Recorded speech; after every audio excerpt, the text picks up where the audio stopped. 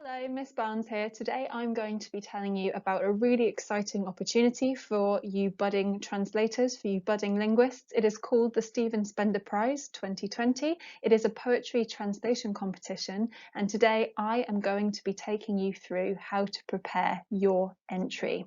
So here is everything that you need to know. Key facts.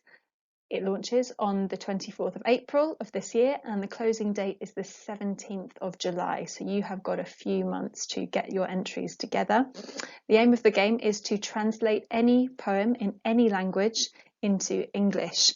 And alongside that, you must write 300 words about 3 challenges that you faced when translating.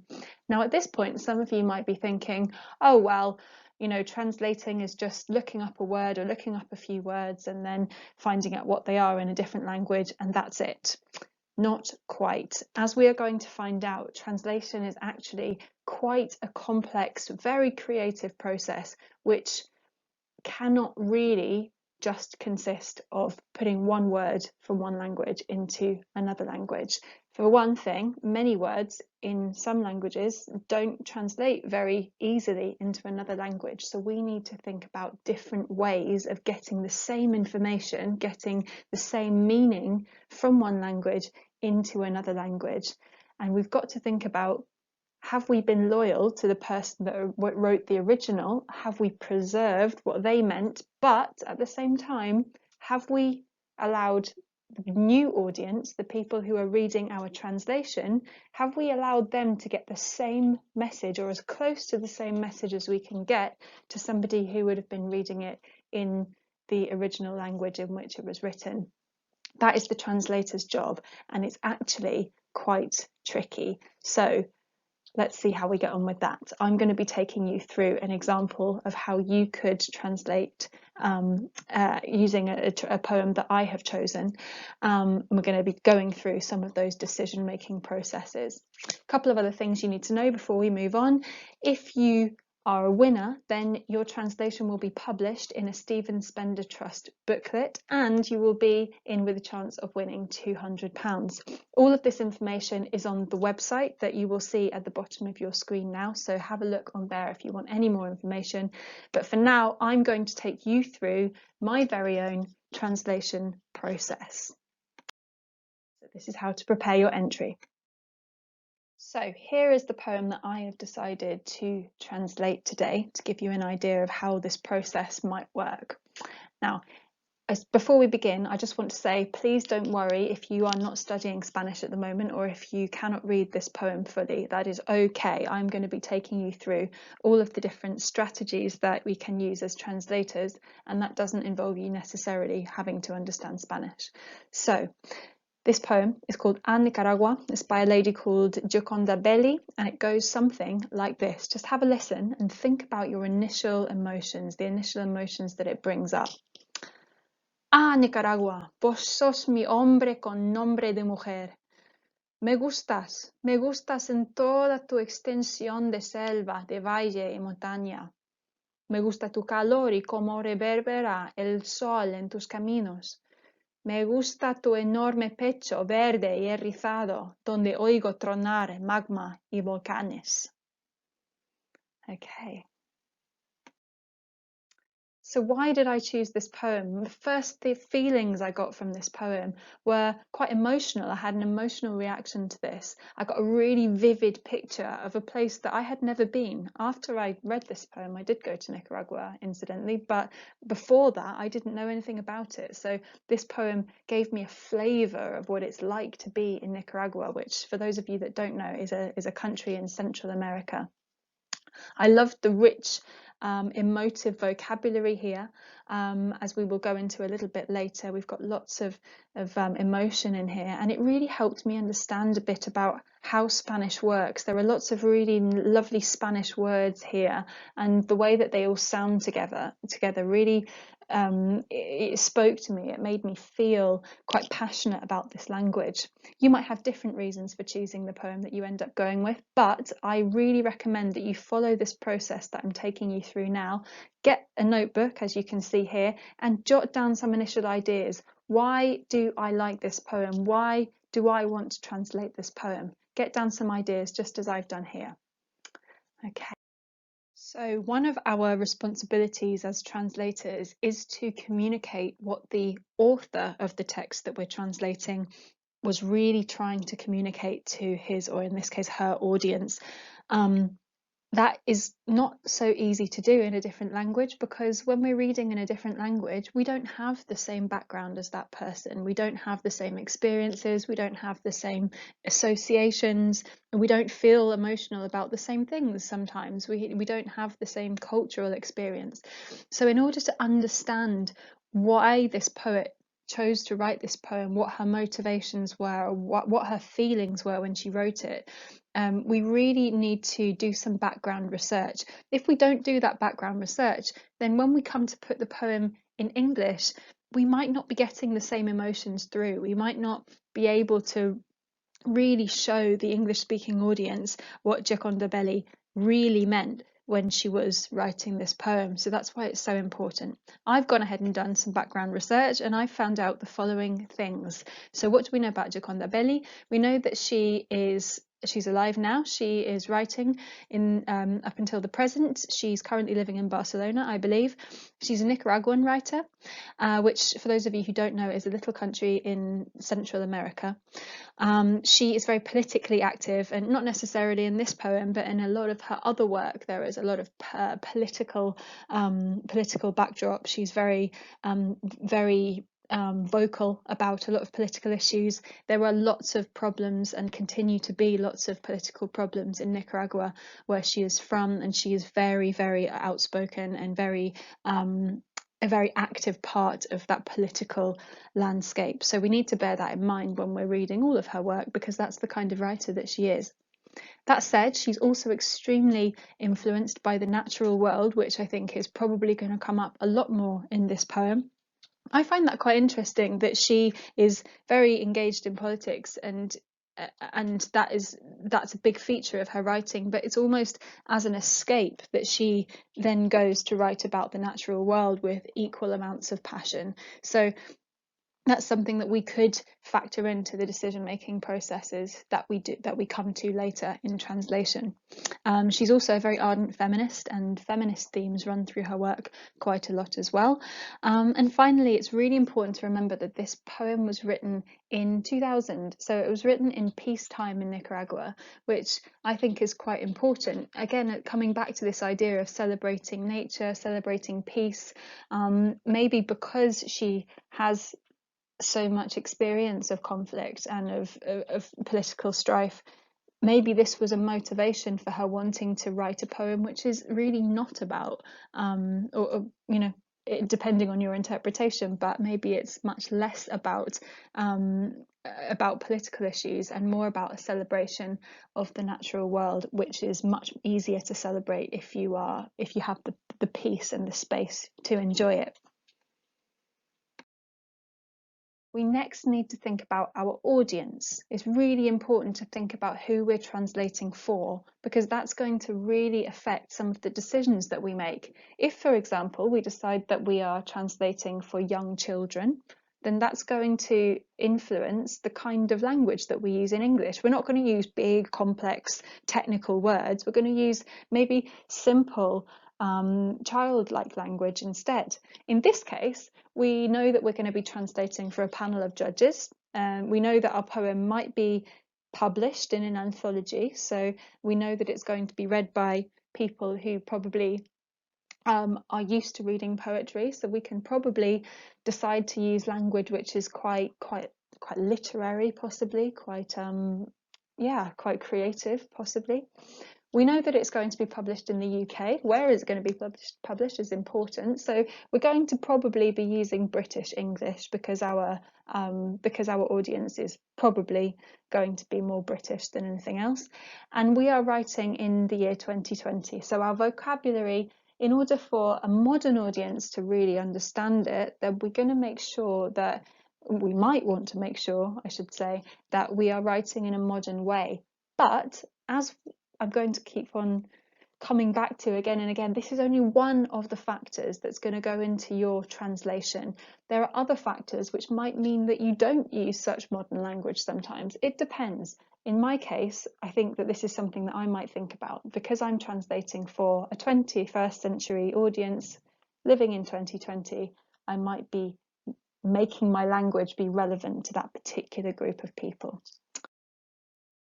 Next thing is to really understand this poem really well. So I want you to think a little bit about how you go about how you go about interpreting, analysing a poem when you're in your English classes, for example. What we're doing here is extremely similar to that, but we're using it with a different language instead. So I'm going to take you through a couple of features which I think are particularly important to this poem, and I'll go and do some little initial translations for you so that you can understand a bit more about what this poem is saying. So the first thing I got from this poem is a real love of Giaconda Belli's country. She really, really loves this country. We can see her first line is Nicaragua. She is calling out to her country. She's addressing her country deliberately, directly. She personifies her country. She makes it as though it were a person. So we can see here, she says, Nicaragua. She's exclaiming to her country, you are my man. She says, vos sos mi hombre. So she's talking to this country as though it's a lover, maybe, as though it's somebody who she cares about. Tu enorme pecho, your chest, your enormous chest. She's talking as though she's giving this country human features. So she's using personification a lot in this poem. There's no rhyme that we can see. That might affect how we choose to do things, and she certainly didn't seem to think that rhyme was an important thing in this poem.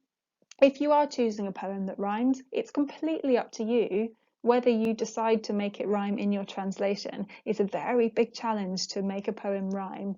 And you need to think, is the fact that it rhymes or doesn't rhyme, is that the most important thing in this poem? If you think it is one of the most important things, then you probably are going to want to try to make your translation rhyme. But if there are other factors, like the emotion that's conveyed or the type of vocabulary that's used, which you think are more important, then maybe don't worry so much about making it rhyme. These are all decisions that we have to make as translators.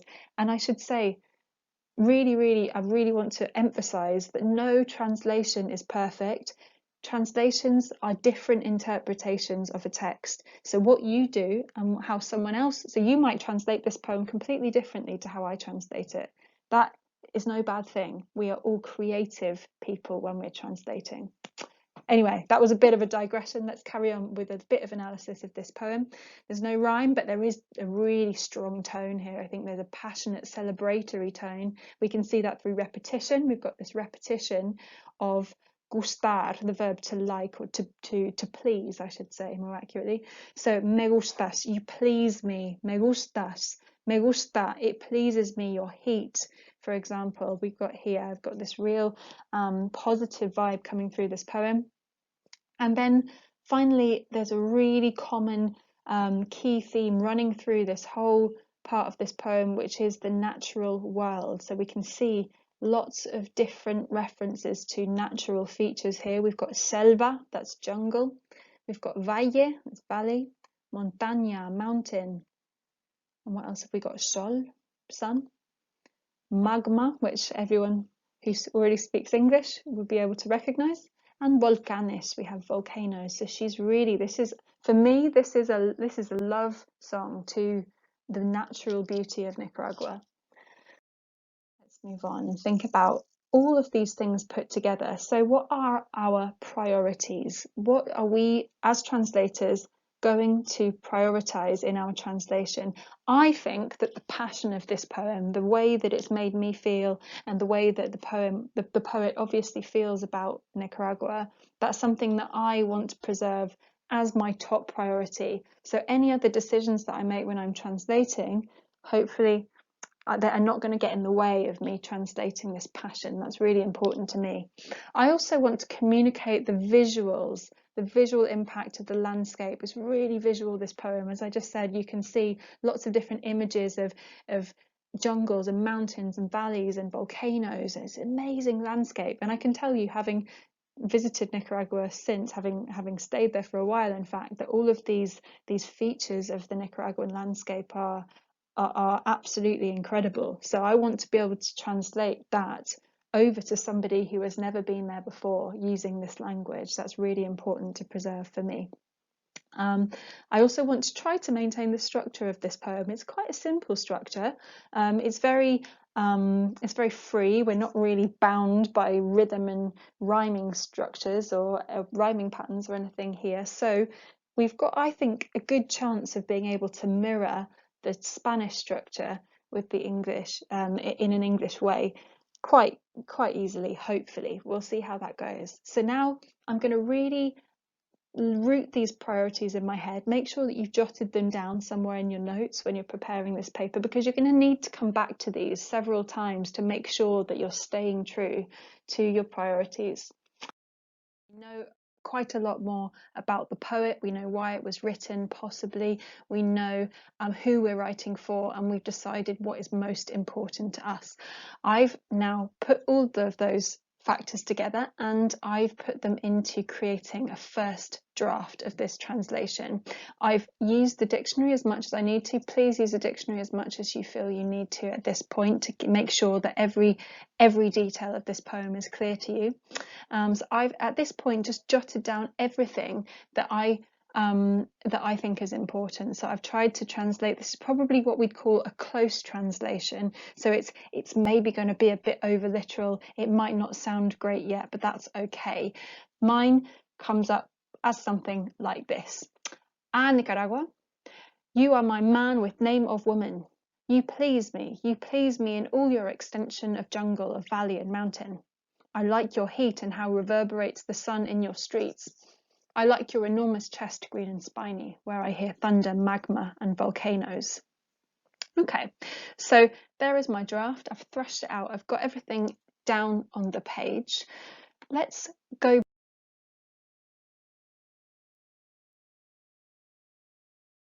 to those priorities that we talked about before. The poet loyalty. What is going on in this poem that we need to make sure we bring over into the English? What was important to Giaconda Belli? What is the audience expecting? Remember, we decided who we are translating for. Have we remembered those things? And is this poem suitable for those people? Have I remembered my priorities? Going back, remember my priorities, I decided, according to all these decisions, were to make sure that I preserve Giaconda Belli's passion for her country.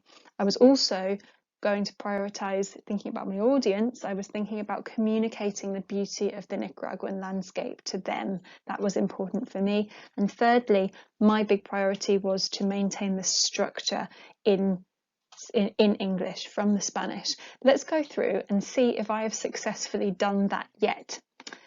Now, I've underlined a few things that I don't quite think I'm hitting the mark with yet. Some things that I think I could improve on, thinking about those priorities. So the first one is probably the most easily solved.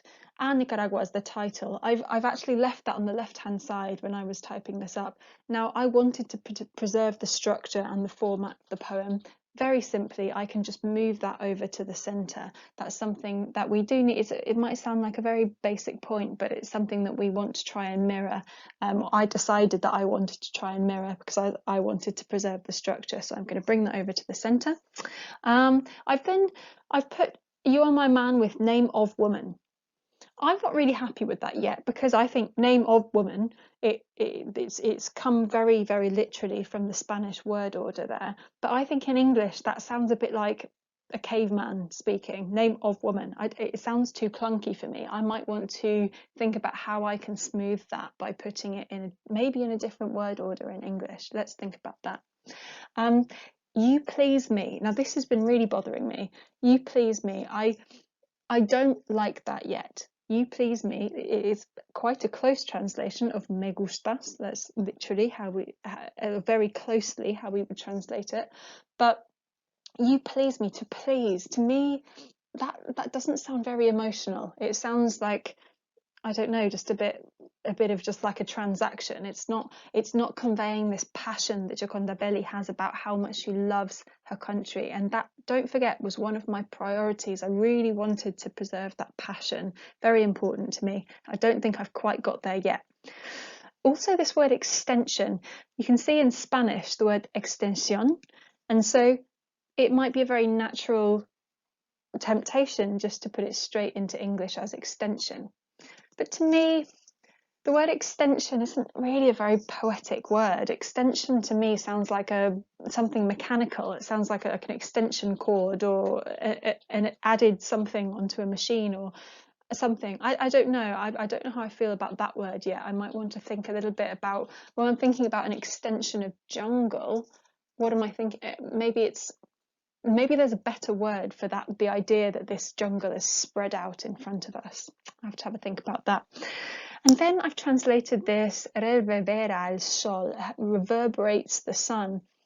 Now this is interesting. I wonder whether Giaconda Belli might have deliberately chosen this word, this idea of reverberating, because she wanted the sun to have a kind of a sound quality to it. This idea of reverberating reminds me of vibrations. But I don't know. I think that to preserve the image, when I read that, I had this image of the light bouncing off some buildings all along a street with really white buildings. And I don't know if reverberate, I don't know if that really works in English, so I might have to think of a different word for that. And also reverberates the sun. I think in that whole line, that the word order doesn't sound quite right in English, so I might want to have another look at that. Again, a word order problem, possibly your chest green and spiny. In English, I suggest as a speaker of English, I might naturally say your green and spiny chest. But one of my priorities was to preserve this Spanish structure. So is there a way that I can preserve that structure without it sounding kind of like the wrong word order in English? I don't know, I'll have to think about it. And then again, I hear thunder, magma and volcanoes. Here, thunder is not the noun, thunder and lightning, for example. It's to thunder. It's a verb, I think. Tronar is a verb.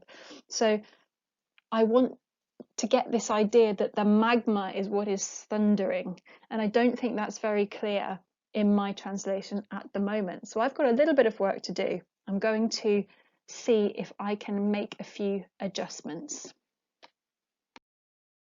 Think about some of these, and I've come up with a second draft. This is my second draft. See what you think. Nicaragua, you are my man with a woman's name. I've changed that, you'll see.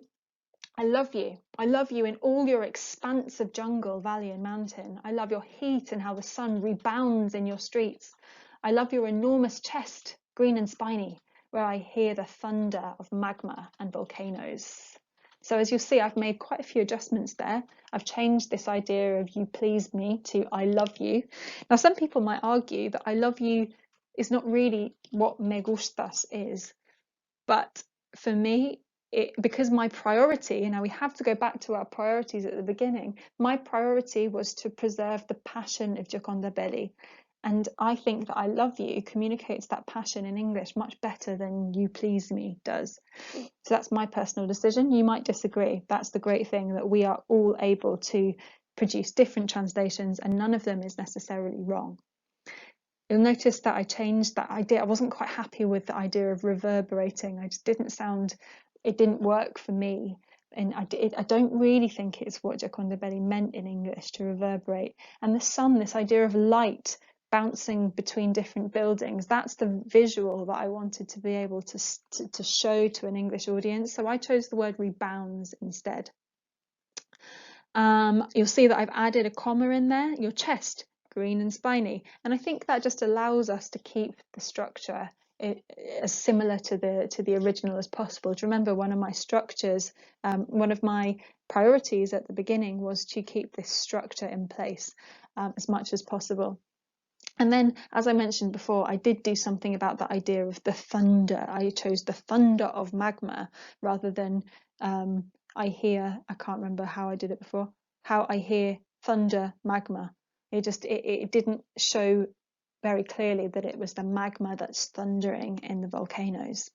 So there may be more things that I can do with this. I'm still not possibly happy with this idea of love you? Is this too far away from the idea of me gustas in Spanish?